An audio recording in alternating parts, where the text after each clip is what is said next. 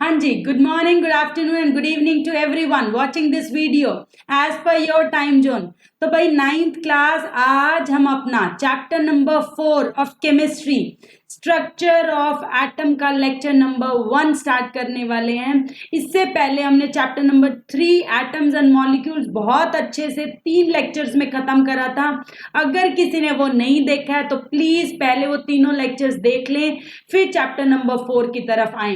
ये चैप्टर हम अमूमन 3 या 4 लेक्चर्स में ये चैप्टर भी खत्म कर देंगे। छोटे छोटे चैप्टर्स हैं भाई केमिस्ट्री के, आसानी से बड़े इजीली खत्म हो रहे हैं और बड़े अच्छे से समझते हुए हम करते जा रहे हैं। तो चलिए भाई इस वीडियो को स्टार्ट करने से पहले इस वीडियो को लाइक कर दीजिए, चैनल को सब्सक्राइब कर दीजिए और एक अच्छा सा कमेंट नीचे कर दीजिए। चलिए भाई without wasting a single minute हम अपना लेक्चर स्टार्ट करते हैं, स्ट्रक्चर ऑफ एटम। अब सोचने वाली बात है, पिछले चैप्टर में हमने पढ़ा था एटम्स एंड मॉलिक्यूल, जिसमें हमने बात करी थी कि एटम सबसे स्मॉलेस्ट है और उसको डिवाइड नहीं किया जा सकता।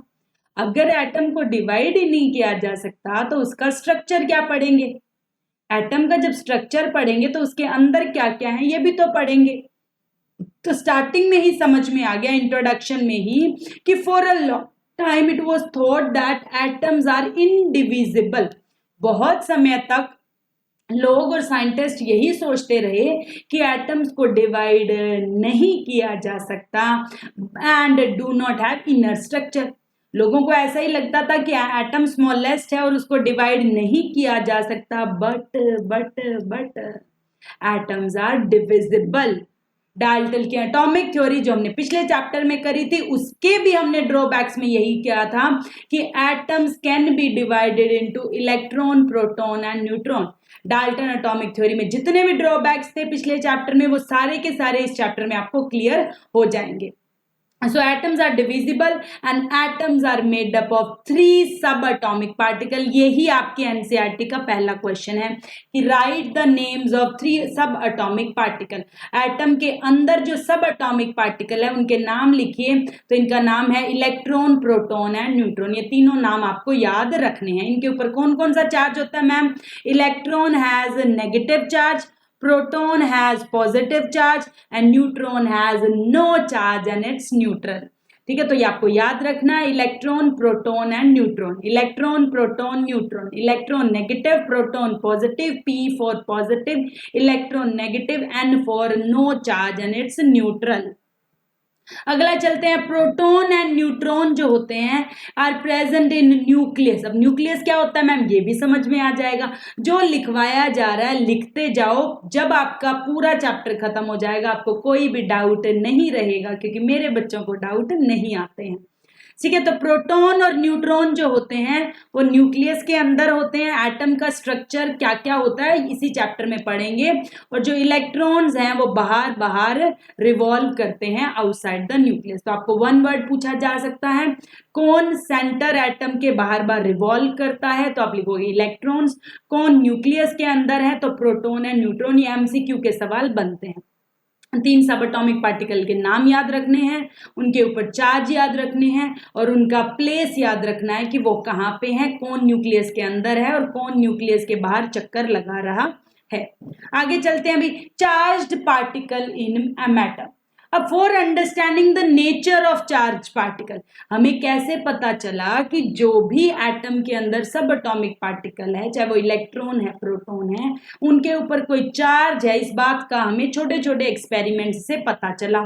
चलिए अभी एक एक्टिविटी करके देखते हैं, उससे हमें भी पता लग जाएगा कि अच्छा चार्ज्ड पार्टिकल है मैटर के अंदर।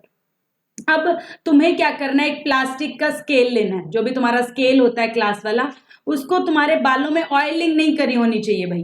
तुमने सूखे बाल, तुमने बचपन में करा भी होगा। किस किस बच्चे ने ये करा है एक्टिविटी नीचे कमेंट करेंगे। सारे बच्चे कमेंट करा करो भाई, जिस जिसने भी ये करा है, सबने करा है मुझे पता है। स्केल लेना, उसको बालों पे रब करना और छोटे छोटे टुकड़े ले लेना, किसके, कागज के। तुम देखोगे वो स्केल रब करने के बाद कागज के टुकड़ों को अपनी तरफ अट्रैक्ट करता है। ये एक्टिविटी इस बात को कंक्लूड करती है कि चार्ज्ड पार्टिकल हैं, तभी तो उसने अनचार्ज को अट्रैक्ट करा। जैसे हम रब करते हैं तो चार्जेस फ्लो होते हैं और वो जो स्केल है वो चार्ज हो गया, जबकि जो पार्टिकल्स थे जो नीचे पड़े थे, कागज के टुकड़े थे, वो अनचार्ज थे, यानी कि चार्ज ने अनचार्ज को अपनी तरफ अट्रैक्ट कर लिया। तो हेयर कॉम्बिंग, हेयर वाला जो कॉम्ब है, कंगा है, वो लेना है, और स्मॉल पीसेस ऑफ पेपर लेने, कंगा भी ले सकते हो, स्केल भी ले सकते हो, जो प्लास्टिक की चीज अवेलेबल है वो ले सकते हो, ग्लास या प्लास्टिक का, या फिर ग्लास रोड भी ले सकते हो, सिल्क क्लॉथ भी ले सकते हो, जो आपके पास अवेलेबल है इनमें से वो आपको लेना है और रब करना है। This simple activity tell us that charged particles are present in the atoms and atoms are divisible. Charge particle present थे तभी तो वो एक दूसरे से मूव करें। इससे हमने क्या कंक्लूड करा? So here we can say that charged object, rubbing, rub करा, उससे चार्ज हो गया, अट्रैक्ट द अनचार्ज ऑब्जेक्ट, जो भी चार्ज पार्टिकल है वो अनचार्ज को अट्रैक्ट करता है। और चार्ज पार्टिकल कहाँ से आए? रब करने से आए। जब हमने, जैसे हम हाथों को रब भी करते हैं तो भी हाथ गर्म हो जाते हैं, क्योंकि पार्टिकल्स इधर से उधर ट्रांसफर करते हैं। चलिए जी, नेक्स्ट चलते हैं, डिस्कवरी ऑफ इलेक्ट्रॉन। हमने बात करी 3 सब एटॉमिक पार्टिकल की, electron, proton and neutron. Electron और प्रोटॉन की डिस्कवरी बहुत पहले हो गई थी, क्योंकि न्यूट्रॉन पर कोई चार्ज नहीं था, तो वो इन सब से बहुत बाद में हुई थी। मतलब हम न्यूक्लियस पढ़ चुके थे, हम एटम का पूरा स्ट्रक्चर पढ़ चुके थे, तब जाके हमें पता चला था कि प्रोटॉन, न्यूट्रॉन, प्रोटॉन और इलेक्ट्रॉन के अलावा भी एक पार्टिकल होता है न्यूट्रॉन, जो न्यूक्लियस के अंदर होता है। जब हम मास पढ़ने लगे तब हमें न्यूट्रॉन के बारे में पता चला। तो आज के लेक्चर में हम डिस्कवरी ऑफ इलेक्ट्रॉन पढ़ेंगे, डिस्कवरी ऑफ प्रोटॉन पढ़ेंगे, डिस्कवरी ऑफ न्यूट्रॉन हम आगे जाके आगे हमारे सेकंड लेक्चर में, कल के लेक्चर्स में हम पढ़ लेंगे। भाई लेक्चर्स जो हैं कॉन्टिन्यूसली आपको मिलते जा रहे हैं, आपका काम क्या है? आप इनको देखें, वीडियोस को बार बार देखें और अपने नोट्स बनाएं और उनको रिवाइज करें। डिस्कवरी ऑफ इलेक्ट्रॉन किसने करी? पहला एमसीक्यू आएगा, जे थॉमसन ने। किसने करी भाई? जे थॉमसन ने। जे थॉमसन ने करा क्या? Took a gas at very low pressure, बहुत ही लो प्रेशर की उसने गैस ली, किसमें? ट्यूब में, डिस्चार्ज ट्यूब में, और उसमें हाई वोल्टेज इलेक्ट्रिसिटी, एक ट्यूब में गैस ली जो कि ठंडी थी, लो प्रेशर पे थी। लो प्रेशर का मतलब होता है उतना ज्यादा ठंडी नहीं करेंगे, टेम्परेचर होता है, तो लो प्रेशर की गैस थी, वो ज्यादा प्रेशर अप्लाई नहीं कर रही थी, उसमें हाई वोल्टेज की इलेक्ट्रिसिटी पास करी, और उसने देखा कि छोटे छोटे स्ट्रीम्स निकल रहे हैं माइन्यूट पार्टिकल्स के कैथोड से, and are called as cathode rays. आपके पेपर में पहला ही सवाल आएगा, इलेक्ट्रॉन की डिस्कवरी किसने करी? जे थॉमसन ने। कैसे करी? तो आपको ये लाइंस लिखनी है कि उसने लो प्रेशर गैस ली, उसमें हाई वोल्टेज इलेक्ट्रिसिटी पास करी और माइन्यूट पार्टिकल्स निकलते देखे, जिनको उसने कैथोड रेज कही। नेक्स्ट सवाल आएगा, कैथोड रेज कहते किसे हैं? तो ma'am cathode rays are the rays coming out of cathode. Cathode से सन से निकलने वाली रेज को सन रेज कहते हैं, तो कैथोड से निकलने वाली रेज को कैथोड रेज कहते हैं, और जिसमें क्या होते हैं? Small negatively charged particle. Obvious ही बात है, इलेक्ट्रॉन की डिस्कवरी पढ़ रहे हैं तो उसमें क्या थे? स्मॉल नेगेटिव पार्टिकल्स थे, जिन्हीं का नाम हमने क्या दे दिया? इलेक्ट्रॉन्स दे दिया। तो इलेक्ट्रॉन की डिस्कवरी जे थॉमसन ने करी, उनको कैथोड रेज बोला, क्योंकि कैथोड जो इलेक्ट्रोड थी उसमें से रेज निकली जिनको कैथोड रेज कही, और वो वास्तव में इलेक्ट्रॉन्स निकले थे। आगे चलते हैं भाई, ये वेरी इंपॉर्टेंट है, इलेक्ट्रॉन का मास और इलेक्ट्रॉन का चार्ज वेरी वेरी इंपॉर्टेंट है, याद रखना है हर बच्चे को हमेशा के लिए। इलेक्ट्रॉन का मास होता है 9 × 10⁻³ kg है भाई, बहुत कम मास होता है।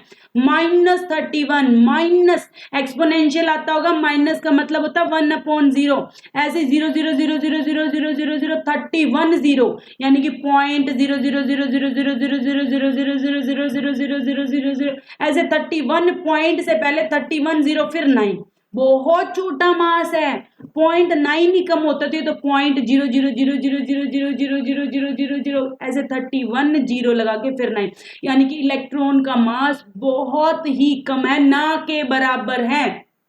इलेक्ट्रॉन का mass is very small, is negligible, ना के बराबर होता है। चार्ज कितना होता है भाई 1.6 इंटू 10⁻⁻19 कूलम। कूलम क्या होता है चार्ज के एसआई यूनिट। कूलम क्या होता है यूनिट पता है ना, जो मेरे से पढ़ाए हुए बच्चे हैं उनको तो यूनिट पता है क्या होती है। यूनिट वो होती है जिसमें उस चीज को मापते हैं। चार्ज को हमेशा कूलम में मापते हैं, चार्ज को हमेशा कूलम में मापते हैं। ठीक है, तो चार्ज और मास आपको हर सब एटॉमिक पार्टिकल का याद रखना है, प्रोटॉन का भी और न्यूट्रॉन का भी।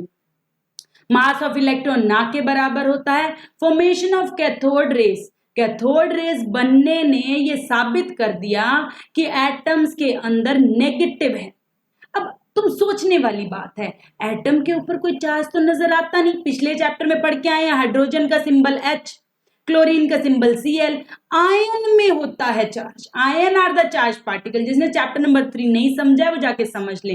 एटम इज द न्यूट्रल, यानी कि जैसे इलेक्ट्रॉन की डिस्कवरी हुई साइंटिस्ट को उसी टाइम पता चल गया कि अगर कोई नेगेटिव है तो कोई पॉजिटिव भी होना पड़ेगा, क्योंकि तभी तो नेगेटिव पॉजिटिव, यानी कि मेरे कहने का मतलब है, ये एनसीईआरटी क्वेश्चन भी है, अगर किसी में 8 इलेक्ट्रॉन है और 8 प्रोटॉन है मतलब उसका एटॉमिक नंबर 8 है।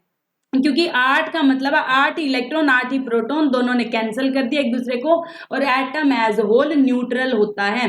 सो देयर मस्ट बी, जैसे इलेक्ट्रॉन की डिस्कवरी हुई देयर मस्ट बी कोई positive charge to balance this negative charge to make the atom neutral.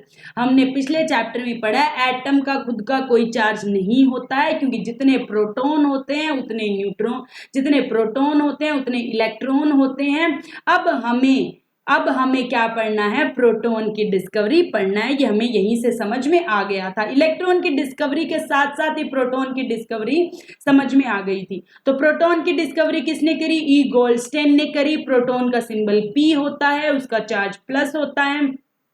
E Goldstein ने भी हाई वोल्टेज इलेक्ट्रिसिटी पास करी, उसी लो प्रेशर गैस पे पास करी, उसी डिस्चार्ज ट्यूब में पास करी, और अब उसने स्ट्रीम्स ऑफ हैवी क्यों बोला है, क्योंकि प्रोटॉन का मास ज्यादा होता है। इलेक्ट्रॉन का मास हमने पढ़ा था ना के बराबर, इलेक्ट्रॉन का मास ना के बराबर, लेकिन प्रोटॉन का मास ना के बराबर नहीं होता है, इसीलिए हैवी बोला है। प्रोटॉन का मास इलेक्ट्रॉन के मास से ज्यादा होता है, और वो किससे निकलेंगे, एनोड से। अगर कैथोड से नेगेटिव निकले हैं तो एनोड से पॉजिटिव निकलेगा ही, तो बताइए अपोजिट्स अट्रैक्ट ईच अदर, और उनको एनोड रेज का, उनको कैथोड रेज का था, इनको एनोड रेज कहेंगे, और इन्हीं का दूसरा नाम है कैनाल रेज। आपकी एनसीईआरटी का क्वेश्चन है what are canal rays, what are cathode rays, what are anode rays, कौन से पार्टिकल इसमें निकलते हैं, किसने करा एक्सपेरिमेंट, कैसे करा, ये क्वेश्चंस आएंगे।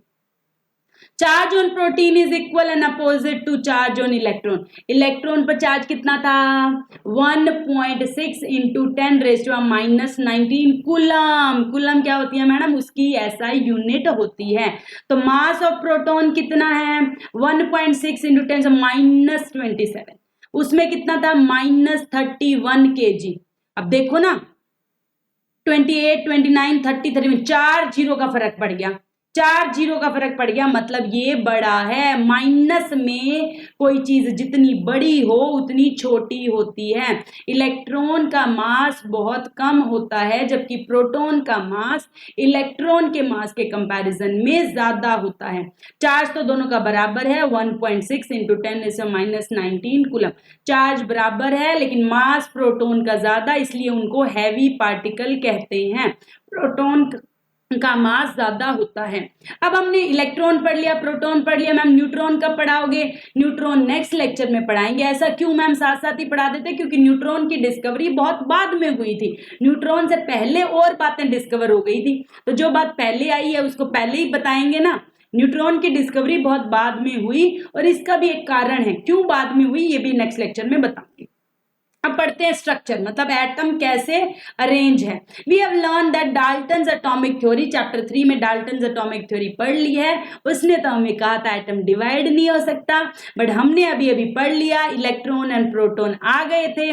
जैसे ही साइंटिस्ट ने डिस्कवरी करी, इलेक्ट्रॉन प्रोटॉन आया, वैसे ही डाल्टन की थ्योरी क्या हो गई, इनवैलिड हो गई, इनवैलिड हो गई, फेलियर हो गया। ये हमने पिछले चैप्टर में पढ़ लिया था, drawbacks, failures of Dalton atomic theory.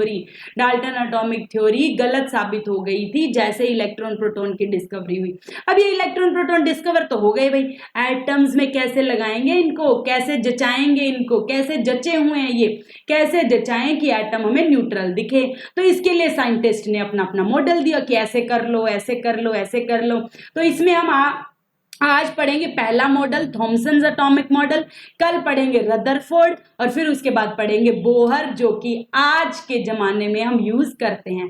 तो पहले कुछ गलत चीज निकलती है, फिर उससे और ठीक होता है, फिर और ठीक होता है, तभी जाके हम परफेक्ट बनते हैं। पहली बार में तुम्हें चैप्टर कम समझ में आता है, दूसरी बार वीडियोस देखेंगे ज्यादा आएगा, तीसरी बार में और ज्यादा आएगा। So for explaining many scientist proposed their model, हर किसी ने अपना अपना मॉडल बना के बताया। आपसे एमसीक्यू में पूछा जाएगा स्ट्रक्चर ऑफ एटम को बताने के लिए पहला मॉडल किसका था, तो जे थॉमसन का थॉमसन एटॉमिक मॉडल सबसे पहला मॉडल था। डिस्कवरी ऑफ इलेक्ट्रॉन प्रोटॉन ने डाल्टन थ्योरी को फेल कर दिया, ये बात हम पहले ही पढ़ चुके हैं। It was important to know arrange कैसे करना है, तो साइंटिस्ट ने अपने अपने मॉडल दिए, ये भी हम पढ़ चुके हैं। कुछ NCERT questions, what are canal rays? Canal rays are the streams of positively charge particle. Cathode rays क्या थी? Charge of negatively charged particle, जो कैथोड से निकल रही थी। कैनाल रेज क्या है? पॉजिटिवली चार्ज पार्टिकल जो कि नेगेटिव इलेक्ट्रोड से टुवर्ड्स द नेगेटिव इलेक्ट्रॉन जा रही है और ये एनोड से निकलती है।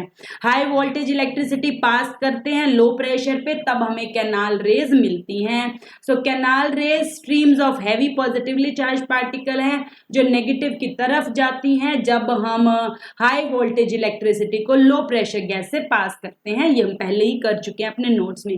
अब वो कहता है एटम कंटेन एक इलेक्ट्रॉन है, एक प्रोटॉन है, बताओ उस पर क्या चार्ज होगा? कोई चार्ज नहीं होगा, न्यूट्रल होगा, क्योंकि एटम जब सेम नंबर के इलेक्ट्रॉन सेम नंबर के प्रोटॉन हो तो न्यूट्रल होता है। अगर इलेक्ट्रॉन ज्यादा हो गए तो एनायन बन जाएगा। एनायन क्या होता है मैम? चैप्टर नंबर 3 में जाके देखो। कैटायन कब बनता है मैम? जब इलेक्ट्रॉन कम हो जाए तो कैटायन तब बनता है।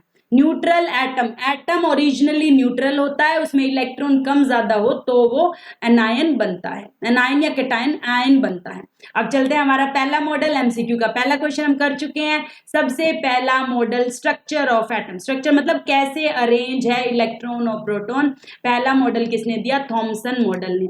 अब इसी मॉडल का दूसरा नाम आएगा एमसीक्यू में कि थॉमसन मॉडल ऑफ एटम का दूसरा नाम बताओ, तो आप लिखना क्रिसमस पुडिंग मॉडल। तीसरा नाम बताओ तो वाटरमेलन मॉडल। ये क्या है मैडम? तरबूज वाला मॉडल, पुडिंग वाला मॉडल, ये कौन सा मॉडल होता है? अभी समझते हैं, आ जाओ। Similar to Christmas pudding, Christmas pudding मतलब हलवे जैसा कुछ बनाया हमने। हलवा तो किसको बता रहा है? प्रोटॉन्स को बता रहा है, और उसके अंदर जो काजू किशमिश बादाम डाले वो इलेक्ट्रॉन को बता रहे हैं, ऐसा थॉमसन ने बोला था। थॉमसन ने तो हलवा बना दिया, तरबूज बना दिया, मैडम क्या क्या बना दिया भाई। पेपर में क्वेश्चन आता है, पेपर में क्वेश्चन आता है इन हलवा तरबूज से। तो आपको याद रखना है, थॉमसन ने कहा कि एक स्फेयर है पॉजिटिव चार्ज का और उसमें इलेक्ट्रॉन पड़े हैं, जैसे कि लाल रंग का तरबूज होता है और उसमें काले रंग के बीज पड़े होते हैं। उसने इमेजिनरी मॉडल बताया कि ऐसे पूरी सरफेस होगी जो कि पॉजिटिव स्फेयर होगी जिसमें इलेक्ट्रॉन पड़े होंगे। उसने अरेंजमेंट बताई कि ऐसा होगा, प्रोटॉन ऐसे पड़ा है, इलेक्ट्रॉन ऐसे पड़ा है, क्योंकि इलेक्ट्रॉन प्रोटॉन को अरेंज करना था तो उसने अपनी समझ से ऐसे करा जो कि गलत था। ये बाद में हम कह देंगे गलत है, पर पहले तुमसे पूछा जाएगा क्वेश्चन में कि थॉमसन ने कैसा मॉडल बताया, उसके नाम बताओ, उसके दूसरे नाम बताओ।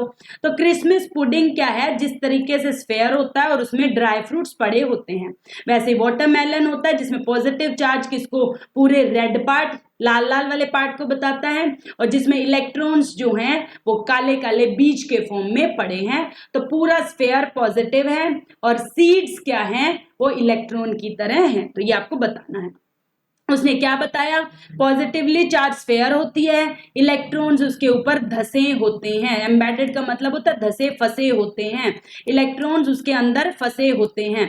The negative and positive charge equal है, एक बाहर में पॉजिटिव है अंदर नेगेटिव पड़ा है, दोनों बराबर हैं इसीलिए एटम न्यूट्रल है। तो क्या थॉमसन मॉडल ने एटम की न्यूट्रलिटी को एक्सप्लेन कर दिया था? जी हाँ, जी हाँ, यस, उसने बिल्कुल ये बता दिया था कि एटम न्यूट्रल क्यों है। हमने ये बात पढ़ी कि एटम न्यूट्रल होता है क्योंकि उसमें equal number of proton and neutron होते हैं, तो उसने कहा कि हाँ एटम न्यूट्रल होता है। Although Thomson explain the neutrality, उसने न्यूट्रलिटी तो समझा दी पर ये काजू बादाम ये क्या कर दिया उसने, but the results of the experiment carried by the scientist could not explain the model. But कुछ और साइंटिस्ट ने जब स्ट्रक्चर ऑफ एटम को और अच्छे से पढ़ा तो उन्होंने थॉमसन को कहा कि तुमने जो ये तरबूज और ये हलवा बनाया है, पुडिंग बनाई है, ये सरासर गलत है, ऐसे बिखरा हुआ नहीं होता है एटम। तो कैसा होता है मैडम? तो कैसा होता है मैडम? कब पढ़ेंगे मैडम? तो अब हम ये आगे आने वाले लेक्चर्स में पढ़ेंगे कि कैसे होता है। तो आज के लेक्चर्स में हम ड्रॉबैक्स पढ़ते हैं थॉमसन मॉडल की और इसके बाद लेक्चर को खत्म करेंगे। अगले लेक्चर में हम और पढ़ेंगे कि अलग अलग साइंटिस्ट ने, जैसे रदरफोर्ड पढ़ेंगे, फिर बोहर पढ़ेंगे। थॉमसन मॉडल आपको अच्छे से करना है, आपका एनसीईआरटी क्वेश्चंस है, explain the Thomson atomic model, 3 number में आएगा। थॉमसन आ सकता है, रदरफोर्ड आ सकता है, बोहर आ सकता है, 3 ही मॉडल है इस चैप्टर में। पहली ड्रॉबैक क्या है? थॉमसन का जो मॉडल था ना इमेजिनेशन में था, मतलब उसने हवा हवा में बात करी, कोई एक्सपेरिमेंट करके दिखाया, जबकि रदरफोर्ड जो कल पढ़ेंगे उसने एक्सपेरिमेंट से अपनी बात कही तो उसकी बात सच भी लगी लोगों को ज्यादा हद तक। चलिए जी, he explain the neutral structure, उसने न्यूट्रलिटी तो एक्सप्लेन कर दी but could not explain the results of various scientist, results को एक्सप्लेन नहीं कर पाया, हवा हवा में बातें कर ली, इसीलिए थॉमसन मॉडल को रिजेक्ट कर दिया गया था। इसी के साथ हम आज की वीडियो हमारी खत्म करते हैं। Keep learning, keep growing, keep subscribing the channel. Thank you so much.